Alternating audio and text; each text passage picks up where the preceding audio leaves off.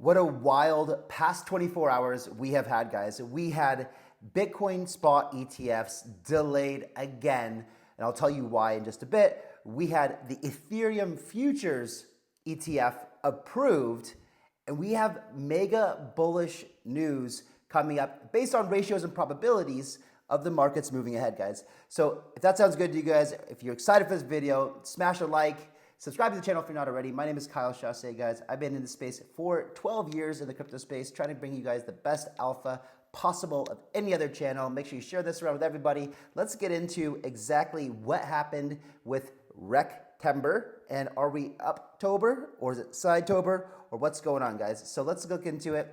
Let's look at this. So this is from CoinGlass, and we can see that here in September, for the second time, only the second time since 2013, which is basically when I went all in, right? I came all in, in 2012, but really in 2013. But you can see that everybody thought we were going to get so wrecked in September, but we're actually up 4% so far in September. And you can see here also, look at this.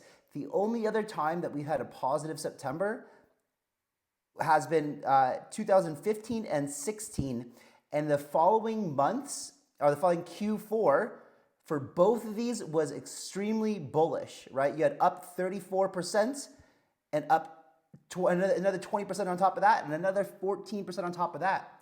Look at the following year, you had a positive September, and you had up 15%, 5.5%, and then 31% as well. So, guys, this is really, for me, really, really positive. Now, I will show you at the end of the video a poll that I made on my Twitter or my X account, and you can see what the general sentiment has been. We just had crazy news that everyone you would have thought was a sell-off, right? We just had the delays again of the Bitcoin spot ETFs, right? But let's take a look at this and see. This is the Bitcoin and US dollar charts, guys, here. And you can see what I really want to show you here. What I really want to show you is come back to the beginning of September here, the beginning of September, and you can see that we are up from the beginning of September. Now, why is this significant, right? Why is this significant? And right now we're seeing if we can break this resistance line up here at 27.5, just about. As you can see, that comes all the way back to over here, and we have support at 385 more or less. But what's really significant here, guys, is if you look at the S&P from the beginning of September, right? Who really got, this is the beginning of September for the major stock market. So who really got Rectember, right? And that was the S&P, the traditional markets. Now, why is this so significant? Kyle, why are you talking about this? Well, I'm talking about this because historically we have been highly correlated to the S&P, to the equities markets. It has been almost a direct correlation our entire crypto history. If the stock market did well, the crypto markets did well. If the stock market did poorly, the crypto markets did poorly. But this entire month has been completely uncorrelated, which is nice to see because the crypto market eventually needs to take on a life of its own. We have been too much correlated to traditional equities. It's completely different, right? It's completely different. Eventually, the crypto markets will be priced, like I've talked about in my videos. Eventually, we will price these things more rationally. But in the interim, we have very irrational price discovery and valuations in this crypto market. As I talked about my Chainlink video, or my Cardano versus Chainlink video I made a couple days ago.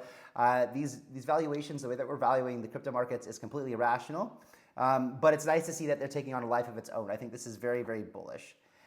So yeah, this is just, of course, we had the Bitcoin spot ETFs delayed, and the markets just actually went up after that, right? We saw a nice pump yesterday, and this is probably because the Ethereum Futures ETF was approved. Now, I'm going to say this because I have personally a bit of PTSD.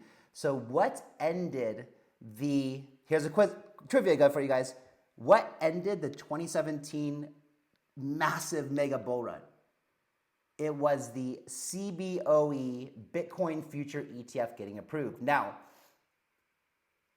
we were in a completely different market then. Everything was already hysteria. Everything was already overbought. Everything was overvalued, right? We just had major, I remember this is, if you guys weren't around then, this is when everybody was driving around in Lambos. Everyone was just super rich, making tons of money. You couldn't go wrong. Everyone looked like geniuses. And this was just complete hysteria and pandemonium in the markets.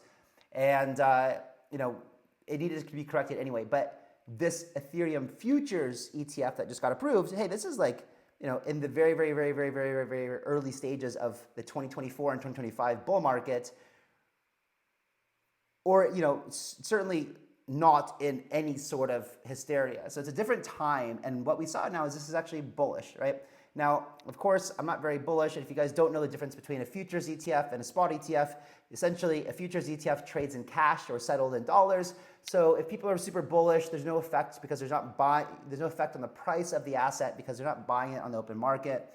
So it's really just like another gambling game in the casino for people that really doesn't affect our market so much. And another thing too is that when the Bitcoin spot ETF from CBOE got approved at the end of the bull run 2017, there was no institutional involvement, right? Michael Saylor wasn't here. You didn't have BlackRock involved. Like, Fidelity was just getting into the game a little bit, but there was no, far less billionaires. That was all retail driven. Retail had money. Retail drove the market up, and institution came, short it, crash it down. They knew it was overbought, and it was a perfect opportunity for them to make money. So it's a different market than we are in today. So now, so let's look at Link for a second, just because I think that, as you guys know, I'm now incredibly bullish, and I'm looking at every opportunity I have to try to figure out if this thing is going to run into just to kingdom come, right? Or are we going to get a correction? Now, if we look historically here, we've had several times over the past year, right? 2023 starts here, and you see it cross this $8 mark right here, right? So you have this, let's show the slide, $8 mark here, and you see that it crosses, $8 several times, and it's just coming up right now, and you can see we even had a little green candle that wicked up above $8 and got rejected again, and is now kind of coming back down. The question is, is it going to come back down and retest this support line, that we have basically right here, right? It's basically like just under $6 or $6, right? So, if this thing, if we have, and the point of this video too is to talk about October, potentially October, but in my mind, things look very bullish for October, and so if this thing comes, and what you can see right here over the past, 11 days, 12, no, longer than that, right? Almost the past 2 weeks, we've been printing higher highs and higher lows as well, and so there's a good chance that this thing does break out above 8. Now, if you've been watching my videos, you know that I took a large position in Link, right around here at the 740 price point. So I'm pretty happy about that, but I'd like to try to accumulate more. I'm actually consolidating some of my alts, Bitcoin and Ethereum, into Link as well. But the question is, can I get a better buying opportunity? And so for me, what I'm looking for is if I can pick anything up, around $7 or sub $7, it's hard to say, do we expect it to come back down into, it depends, right? It depends. But again, the closer that we get to the end of the year, the more bullish that we become on the market in general. The closer we get to the halving, the closer we get to the presidential elections, the more reason for us to be bullish, right? The presidential election years have generally almost always been up-only markets. And so that election year is next year, and the presidential primaries for the United States are November. We're only 1 month away, ladies and gentlemen, from the markets needing to be strong for the Democrats who are currently in administration to have another chance at winning in office. They need a strong market to protect their campaign. They cannot have a strong campaign if the markets are down and weak. So they're going to need strong markets. So what that means here is, yes, we could potentially see Link pull back down to $6 or whatever, or potentially even sub $6. But is it likely to happen? With all of the good news recently, everyone talking about it, I think it's very unlikely. Would I be looking to pick something back up if we get a nice retracement down to, let's say, 620, something like that, 650? Yes, that's where I'll be looking at. But the point I'm trying to make right now is I'm still DCAing into Chainlink right now every day a little bit. But if it breaks well above the 8 and the markets are looking good, alts are going to fly, and Link is going to absolutely explode. So I don't want to be too late, and that's why I put a majority of my buy position in already. I'm very happy with that, right? If Link even gets to 50% of my $1,000 price prediction by 2030, then who cares if you bought at $8, $7 or $6? You're still winning big time. And I look at long-term time frames. I'm not looking at day trading or short-term time frames. I'm not trying to take 10, 20, 30, 40, 50%. I'm going for the 5,000, 10,000, 20,000% gains over time. So let's go and look at what's been going on in markets over the past 24 hours.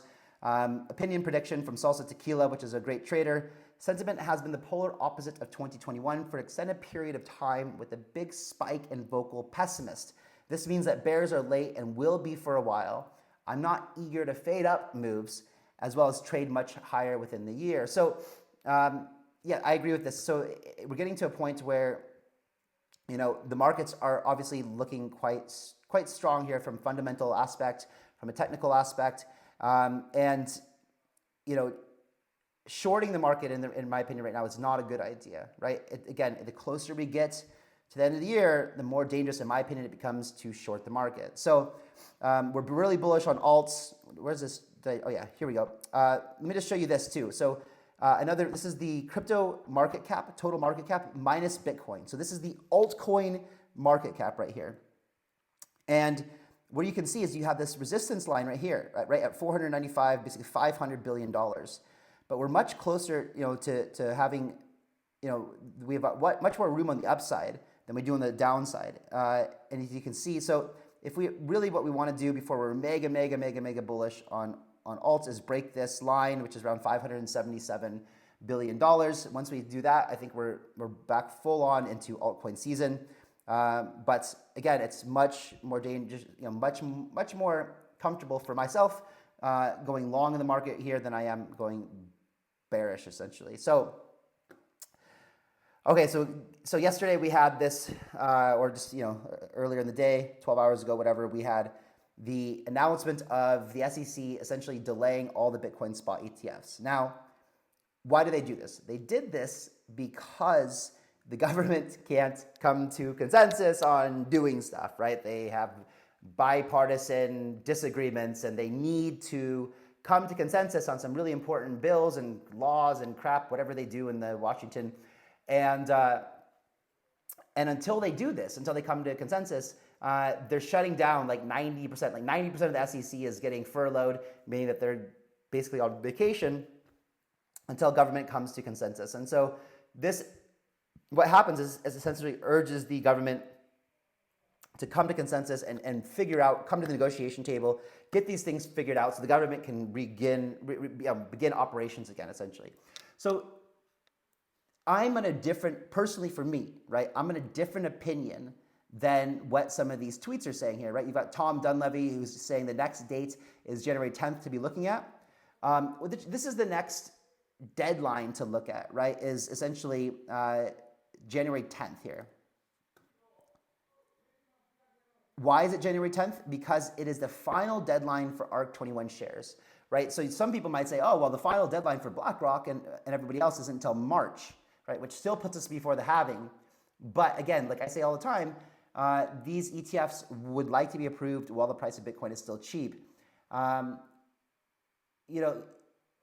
just because it was delayed, guys, just because this deadline was delayed, they did it simply because of the government shutdown. They know that they don't know how long government shutdown will be, and they're not likely to be able to have this discussion and make a decision by these deadlines of the second deadline, so they just postponed it. Doesn't mean, though, that they have to wait until these deadlines to make decisions. Remember, the SEC can come in and approve these things all in one day, any day they want to. They don't have to do it on these decisions here. So I'm still pretty optimistic, and just my educated gut feeling tells me that we're going to get a Bitcoin spot ETF before the end of the year. But all eyes are on this date, January 10th, because the reason is, guys, is because ARK 21 shares essentially copied made sure that their ETF looked exactly like BlackRock's. So it would be crazy, but I'm not ruling it out. It would be crazy if theirs was denied permanently, right? This final deadline hit, it was denied, and then BlackRock's got approved just 5 days later or 2 months later, because then ARK would come out and say, would sue them or whatever and say, hey, this is completely like biased. We have the exact same custodianship, exact same surveyor agreement or surveillance agreement. You're having favoritism toward BlackRock because they're bigger and blah, blah, blah, which I believe that they obviously do have favoritism. But as most people suggested, that these ETF applications all look exactly the same. As the courts have suggested, there's no more reason that the SEC should have to deny these things. And so they're just going to delay them for a while. But most people are under the assumption, as I showed you guys in the video yesterday from Mike Novogratz, that all these things will get approved on the same day. And that's why January 10th is a date to look at, because they need to either approve or deny. They cannot delay the ARK 21 shares Bitcoin ETF any longer than January 10th. So next deadline to look at. Now, this is really interesting, guys. Check this out. This is the Van Eck Ethereum futures kind of ads that came out. Get ready to tap into Ethereum's potential. Finally, in an ETF form. Coming soon. Follow us to stay informed. Now, enter the ether. Now, check this one out, guys. This is so crazy. Ethereum. Now in an ETF form. Coming soon. Follow us to stay informed on the release. Oh, and HODL or OF. Do you guys see that? OF. Hodl or fork off. Like, this is so great to see that the crypto culture is actually penetrating into the biggest asset managers in the world. I love to see this. We're taking essentially our culture that we've been creating for the past 15 years, and it's penetrating Wall Street and the biggest institutions in the world and a global platform. It just makes me happy to see this. Like, they're still keeping our culture, not trying to institutionalize it and make it all buttoned up with ties and crap. Nah, it's cool. It's cool. So when is this Ethereum futures set to kick off? Well, imminently. Most likely on Monday, we will see this the Ethereum futures start to trade. So another reason why I'm going to hold off any more buying of Link now and over the weekend is that traditionally when we have the markets very positive toward the end of the week, it's always better to see the week start off with really positive momentum. So if you have like a bullish Monday, there's a good chance the rest of the week is going to be very positive and very, very upward. But when you have like a really bullish Thursday, Friday, it typically doesn't do much because the weekends are much slower, much less volume. So I'm really looking forward to seeing Monday what happens, right? Are the futures ETFs going to be just absolutely wild? Or are we going to see something from my PTSD where they short and we go much lower? If we short and go much lower, this is when I'm going to take the opportunity to buy up some of the alts like Link and things like that I want more accumulation of. And if it's a bullish Monday, then I'm gonna pay attention and start really looking at, do I pick up more Link and coins that I want? Because I think if it's a bullish Monday, we're gonna start to see really October coming in strong, and that will make me incredibly bullish. Another thing too is that Valkyrie application, they altered it. It was just a Bitcoin futures ETF. So now they're adding, and it was already approved, so they're now making it 50-50 Bitcoin and Ethereum, and that kicks off 10% initially today, and then by next week, it'll be 50% Bitcoin and 50% ETH. So it's an ETF, and the ETF is exchange-traded fund. Normally, ETFs have multiple assets classes inside of one ETF, and now you see that Valkyries is going to do that. And then this is just a poll that I started on X. If you guys aren't following me over there, go ahead and do that at Kyle_Chasse. And you can see the sentiment now. We've got 65 votes. I just made it before this video. And most people think that we're going to be have a positive October. So Good way to start the weekend, guys. Happy Friday. I hope that you guys are having a great and wonderful day wherever in the world that you are. My name is Chasse, signing off for the weekend. I will catch you guys on Monday. See ya.